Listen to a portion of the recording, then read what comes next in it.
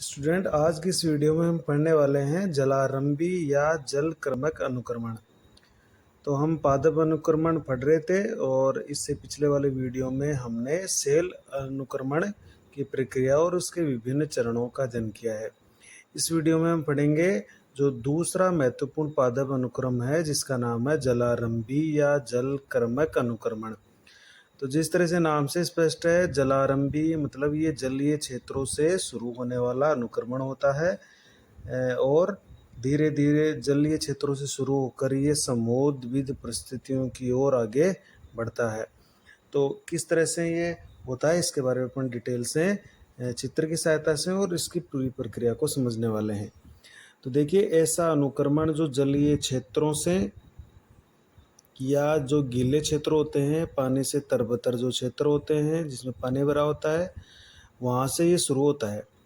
इसलिए इसको जलारंभी या जल क्रमक अनुक्रमण भी कहते हैं। तो जो शुष्क क्षेत्रों से शुरू होता है उसको शुष्क या अपने अनुक्रमण कहा था शुष्कतारंभी, क्योंकि ये पानी वाले क्षेत्रों से शुरू हो रहा है, गीले क्षेत्रों से नमी वाले क्षेत्रों से शुरू हो रहा है, तो ये जलारंभी या जल क्रमक अनुक्रमण है। जलीय क्षेत्रों में जो प्राथमिक अनुक्रमण होता है उसमें जो मूल अन्वेषक जो प्रजाति होते हैं वो पादप प्लवक होता है, जिसको अपन फाइटोप्लैंक्टन भी बोलते हैं। तो सबसे पहले अगर किसी जलीय क्षेत्र है और उसमें सबसे पहले कोई पादप जाति आक्रमण करती है तो वो पादप प्लवक होते हैं, यानी सबसे पहले उत्पन्न होने वाले पादप, वहाँ पर पादप प्लवक कोशिकाएं होती है। उसके बाद में धीरे धीरे जो अन्य पादप है वहाँ पर निर्मित होते हैं या विकसित होते हैं। तो ये इम्पोर्टेंट बात है कि जलीय क्षेत्रों के जो मूल अन्वेषक होते हैं वो कौन होते हैं, तो वो होते हैं पादप प्लवक, जो समय के साथ जल निमग्न पादपों द्वारा, यानी फिर जैसे समय बीतता है तो पादप प्लवक की जगह जल निमग्न पादप विकसित हो जाते हैं। फिर मुक्त तैरने वाले पादपों के द्वारा, फिर जड़युक्त जलीय पादपों द्वारा, फिर घास द्वारा और अंततः वृक्षों द्वारा प्रतिस्थापित किए जाते रहते हैं। तो सबसे पहले पादप प्लवक उत्पन्न हुए, उसकी जगह फिर जल निमग्न पौधे हो गए। जल निमग्न का मतलब है जल में डूबे हुए हैं। फिर मुक्त तैरने वाले प्लावी पौधे आ गए, फिर जड़ वाले पौधे आ गए, फिर धीरे धीरे घास बढ़ने लगी और फिर बड़े बड़े वृक्ष बन गए। तो इस तरह से अंत में जो वृक्ष होते हैं या जो वन होता है वो इसका चरम समुदाय है, जो कि स्थायी समुदाय है। और वृक्ष या वन अवस्था आते ही हम इस जलारंभी अनुक्रमण को पूरा मानते हैं कि ये पूरा अनुक्रमण हो चुका है, क्योंकि चरम समुदाय बन जाता है जो कि एक स्थायी समुदाय होता है। समय के साथ जलीय क्षेत्र स्थलीय पारितंत्र में परिवर्तित हो जाता है और समोद्विद परिस्थितियों का निर्माण हो जाता है, क्योंकि जहाँ पर किसी समय जल भरा हुआ है तो धीरे धीरे वो एक स्थलीय क्षेत्र में परिवर्तित होकर समोद्विद परिस्थितियों का निर्माण कर लेता है। तो ये तो हमने पढ़ी है कि चाहे शुष्क क्षेत्र से शुरू हो अनुक्रमण, चाहे जलीय क्षेत्रों से शुरू हो, सभी अन्य प्रकार के अनुक्रमण अंत में समोद्विद परिस्थितियों का निर्माण करते हैं। तो इसको हम एक चित्र के द्वारा समझने का प्रयास करते हैं। ये देखिए, हमने जलारंभी अनुक्रमण के कुछ डायग्राम बनाए हैं। तो देखिए, ये एक तालाब है, ये एक जलीय क्षेत्र है जिसके अंदर पानी भरा हुआ है। अब समय के साथ क्या होता है, जैसे जैसे समय बीतता है इस तालाब में पोषक पदार्थों की मात्रा बढ़ती रहती है और जो जल की गहराई है वो गहराई भी धीरे धीरे कम होने लगती है। तो जैसे ये एक तालाब है, जलीय क्षेत्र है, इसमें सबसे पहले जो उत्पन्न होते हैं वो होते हैं पादप प्लवक, इसलिए ये अवस्था होती है पादप प्लवक अवस्था। तो जलारंभी क्षेत्र में सबसे पहले जो शुरुआत है मूल अन्वेषक प्रजाति वो पादप प्लवक होते हैं। तो सबसे पहले आती है पादप प्लवक अवस्था। इसमें ये ग्रीन ग्रीन हमने कोशिकाएं दिखा रखी है, ये पादप प्लवक की कोशिकाएं हैं। अब इसके बाद में धीरे धीरे क्या होता है, पादप प्लवक के बाद में क्या होता है, धीरे धीरे इस पानी में पोषक पदार्थ बढ़ते रहते हैं और इसकी गहराई भी कम होती रहती है। जैसे इसकी गहराई थोड़ी कम दिखा रहे हैं हमने। तो इसके बाद में इसमें पौधे विकसित हो जाते हैं, थोड़े जल निमग्न पौधे जो पूरी तरह से पानी में डूबे हुए पौधे हैं। ये पानी में डूबे हुए पौधे अपने दिखा रखे हैं। तो दूसरी अवस्था आ जाती है जल निमग्न अवस्था। इसका मतलब है इसमें पादप प्लवक की जगह जल में डूबे हुए जो पौधे रहते हैं वो विकसित हो जाते हैं। इसके बाद समय बीतता है और समय बीता, उसके बाद में पोषक पदार्थों की और ज़्यादा इसमें आपूर्ति हुई, जल और कम गहरा होने लगा। तो धीरे धीरे फिर मुक्त प्लावी पौधे, मुक्त प्लावी निमग्न मुक्त प्लावी पौधे प्राप्त तो कुछ में ये डूबे हुए पौधे होते हैं और कुछ यहाँ पर मुक्त प्लावी पौधे जो मुक्त रूप से तैरते हुए रहते हैं वो भी यहाँ पर विकसित हो जाते हैं। तो डूबे हुए पौधों के साथ साथ तैरने वाले पौधे भी विकसित हो गए हैं। इसके बाद में क्या होता है, धीरे धीरे पोषक पदार्थ और ज़्यादा बढ़ते हैं पानी में और पानी की जो गहराई है वो और ज़्यादा कम होती है। तो उसके बाद में कुछ पौधे होते हैं जो जड़ वाले हैं, जिनमें जड़ें हैं आ गई है, जड़ें विकसित हो गई है और वो तली में वो जड़ें यहाँ पर स्थिर हैं और ये पौधे बाहर निकल कर पानी से बाहर आते हैं बाहर की तरफ।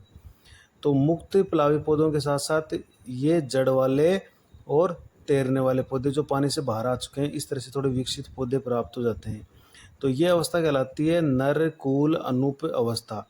तो निमग्न और मुक्त प्लावी अवस्था के बाद में नरकुल अनूप अवस्था प्राप्त हो जाती है, जिसके अंदर जड़ वाले पौधे जो पानी से बाहर आ जाते हैं और इस तरह के पौधे विकसित हो जाते हैं। तो कई जगह अपन देखते हैं पानी में कि कुछ पौधे हैं वो पानी भरा हुआ रहता है तो उस पानी में से पौधे बाहर निकले हुए रहते हैं पानी से। तो ये अवस्था कहलाती है नरकुल अनूप अवस्था।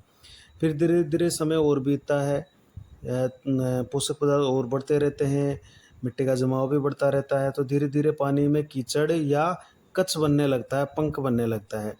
तो उस स्थिति में यहाँ पर घास बन जाती है। तो ये जो अपन देख रहे हैं ये हो गई है घास बन चुकी है। तो ये घास विकसित हो जाती है, तो खूब सारी इसमें ये घास बनने लगी है। तो ये अवस्था कहलाती है कस्य सादल अवस्था, जिसको मार्सी मिडो स्टेज बोलते हैं इंग्लिश में, या इसको कच्चे सादल अवस्था बोलते हैं, जिसके अंदर घास उत्पन्न होती है, घास विकसित हो जाती है।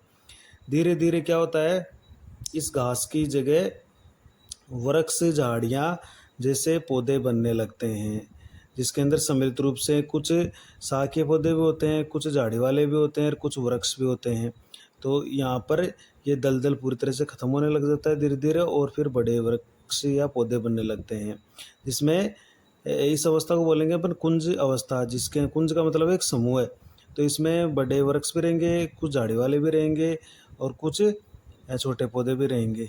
तो इस तरह से कुंज अवस्था अपन को प्राप्त हो जाती है और फिर अंत में जो विशाल वृक्ष है उसकी संख्या बहुत ज़्यादा बढ़ जाती है और बहुत बड़े बड़े वृक्ष बन जाते हैं और उसके नीचे कुछ छोटे झाड़ियाँ जैसे वृक्ष लगे रहते हैं और धरती की सतह पर कुछ घास लगी रहती है। तो इस तरह से वनों के एक कई वन स्तर बन जाते हैं, जिसमें बड़े वृक्ष, फिर झाड़ियाँ, फिर घास, इस तरह का एक पूरा विकसित तंत्र बन जाता है और इस अवस्था को बोलते हैं अपन वन अवस्था। और ये जलारंभी अनुक्रमण की एक स्थायी अवस्था होती है, ये एक स्थायी अवस्था है। देखिए मतलब ये वन अवस्था आने के बाद हम अपन ये मानेंगे कि जलारंभी अनुक्रमण पूरा हो चुका है। तो ये चित्र की सहायता से हम इसको इस तरह से समझ सकते हैं। अब जो हमने ये चरण अभी देखे थे चित्र में, उन चरणों को हम एक बार पढ़ लेते हैं कि पहला चरण हमने पढ़ा था पादप पल्लवक अवस्था या फाइटोप्लैंक्टन स्टेज। तो इसमें पुरोगामी समुदाय या जो मूल अन्वेषक प्रजाति होती है वो विकसित होती है, जो कि एक पादप पल्लवक होते हैं। इसके अंदर कौन कौन हो सकते हैं, नीलहरी शैवाल, जिसको अपन ब्लू ग्रीन एल्गी भी कहते हैं, या अन्य शैवाल इसमें विकसित हो जाते हैं। तो ये मूल अन्वेषक या पुरोगामी समुदाय होता है। जो सबसे पहले जो अवस्था शुरू होती है जलारंभी की, वो होती है हमारी पादप पल्लवक अवस्था। तो ये प्रश्न बन सकता है कि एक जलारंभी अनुक्रमण का मूल अन्वेषक अवस्था का क्या नाम है, तो उसका नाम है पादप पल्लवक अवस्था, या मूल अन्वेषक कौन सी प्रजाति होती है, पादप पल्लवक होते हैं। इसके बाद धीरे धीरे पादप पल्लवक देखिए यहाँ से हटने लग जाएंगे और इनकी जगह विकसित हो जाएंगे जल निमग्न अवस्था वाले पादप। तो दूसरी अवस्था आ जाएगी जल निमग्न अवस्था, जिसको अपन सबमर्ज्ड स्टेज बोलते हैं। इसमें क्या क्या होता है, इसमें जल निमग्न मतलब जल में डूबे हुए जड़ वाले पादप विकसित हो जाते हैं, जैसे हाइड्रिला है, वेलिस्नेरिया है, पोटेमोजिटोन है। ये पौधे यहाँ पर विकसित हो जाएंगे जल निमग्न अवस्था, यानी जल में पूरी तरह से डूबे हुए रहेंगे ये पादप, लेकिन ये जड़ वाले रहेंगे। इसके बाद में धीरे धीरे ये जल निमग्न पौधे भी हटने लगते हैं और इनकी जगह विकसित होने लगते हैं निमग्न और मुक्त प्लावी पौधे, जिसको इस अवस्था को बोल देंगे अपन निमग्न मुक्त प्लावी अवस्था या सबमर्ज्ड फ्री फ्लोटिंग स्टेज। तो इसमें क्या क्या होता है, धीरे धीरे पोषक और बढ़ने लगते हैं, जल भी गहरा होने लगता है, कम गहरा होने लगता है। तो इसमें क्या हो रहा है कि जल में पोषक तत्वों की वृद्धि हो रही है धीरे धीरे, और जल के भी कम गहरा होने के कारण स्वतंत्र प्लावी पादप विकसित होने लग जाते हैं। यानी जड़ वाले निमग्न पौधे तो है ही हैं, इसकी जगह स्वतंत्र फ्री फ्लोटिंग प्लांट यानी स्वतंत्र प्लावी पौधे जो तैरते हैं पानी के ऊपर, वो विकसित और हो जाते हैं। जैसे वुल्फिया है, लेमना है, एजोला है, जलकुंभी है, तो ये पौधे विकसित हो जाते हैं। जैसे वुल्फिया है एक आवर्तबीजी प्लांट है, बाकी ये भी आवर्तबीजी है। एजोला एक अनावर्तबीजी पौधा है। तो इस तरह से ये पौधे इसमें आवर्तबीजी अनावर्तबीजी जो पौधे होते हैं वो विकसित हो जाते हैं। चौथी स्टेज आती है फिर धीरे धीरे मुक्त प्लावी अवस्था के बाद में जो स्टेज आती है वो आती है नर कूल अनूप अवस्था, जिसको अपन रीड स्वयं स्टेज भी कहते हैं। तो इसमें बताया था चित्र के द्वारा कि जड़ वाले पौधे हैं वो उगते हैं लेकिन वो जल से बाहर आ जाएंगे। तो इसमें पानी की गहराई और कम होने से क्या होगा, जड़ वाले जो पौधे होते हैं वो रहते हैं वहाँ पर, लेकिन वो जल से बाहर निकले हुए पादप वृद्धि करने लगते हैं। तो पानी की गहराई और कम होने से जड़ वाले लेकिन जल से बाहर निकले हुए पादप वृद्धि करने लगते हैं। यानी जल से ये जो बाहर है जड़ वाले होंगे लेकिन जल से बाहर आ जाएंगे, इस तरह से पानी से बाहर आ जाएंगे। जैसे टाइफा है या साइप्रस है, ऐसे पौधे यहाँ पर विकसित होने लग जाएंगे। इसके बाद समय बीतने के साथ साथ जो अवस्था आती है वो होती है कच्छ सादल अवस्था या मार्सी मिडो स्टेज। देखिए कच्छ सादल अवस्था, तो कच्छ का मतलब होता है एक दलदली क्षेत्र, और सादल जिसको अपन एक घास जैसी स्थिति मान सकते, घास का मैदान हो। तो धीरे धीरे पानी की गहराई और कम हो रही है और मिट्टी का जमाव बढ़ रहा है, पोषक पदार्थों की मात्रा बढ़ रही है, तो धीरे धीरे एक दलदली क्षेत्र बन जाता है वहाँ पर। और दलदली जब क्षेत्र बन जाता है तो वहाँ पर घास बनने लगती है। तो पानी की गहराई और ज़्यादा कम होने से वह मिट्टी के जमाव के कारण जलीय आवास कच्छ या पंख, जिसको दलदली या मार्शी कहते हैं, उस भूमि में बदलने लगता है, जिससे बड़ी बड़ी घास विकसित होने लगती है। यानी घास अवस्था आ गई है। इसके बाद में घास बनने के बाद में जो अवस्था आती है वो आती है कुंज अवस्था या काष्ठीय वनस्पति अवस्था भी इसको बोलते हैं, वुडलैंड स्टेज भी बोलते हैं। तो इस अवस्था में क्या होती है, कुछ काष्ठीय जो झाड़ियाँ होती है वो विकसित होने लग जाती है। थोड़ी बड़ी झाड़ियाँ या छोटी झाड़ियाँ वो विकसित होने लग जाती है इसके अंदर, कुंज अवस्था या काष्ठीय वनस्पति अवस्था के अंदर। और अंत में इस अवस्था के बाद में जो अवस्था विकसित होगी वो होती है वन अवस्था, जिसको अपन फॉरेस्ट स्टेज बोलते हैं। इसमें बड़े बड़े वृक्ष विकसित हो जाते हैं और वन जलारंभी अनुक्रमण का जो चरम समुदाय होते हैं ये अंतिम समुदाय है। इसके बाद में जलारंभी अनुक्रम पूरा हो जाता है और इससे समोद्भिद आवास की परिस्थितियाँ विकसित हो जाती है। इस प्रकार समय के साथ एक जलीय आवास स्थलीय पारितंत्र में परिवर्तित हो जाता है और वहाँ की परिस्थितियाँ किस तरह की हो जाएगी, समोद्भिद परिस्थितियाँ बन जाती है। तो समय के साथ साथ इसमें धीरे धीरे इस तरह से बदलाव आने लगता है और एक जलारंभी अनुक्रमण पूरा होता है।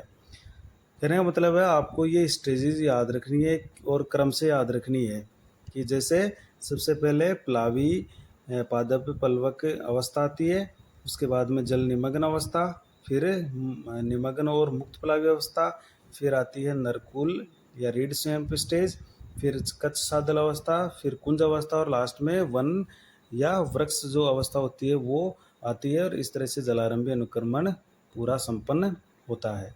आगे की वीडियो में हम पोषक चक्रों की चर्चा करेंगे। अभी इस वीडियो में हम केवल इसी को चर्चा करने वाले हैं।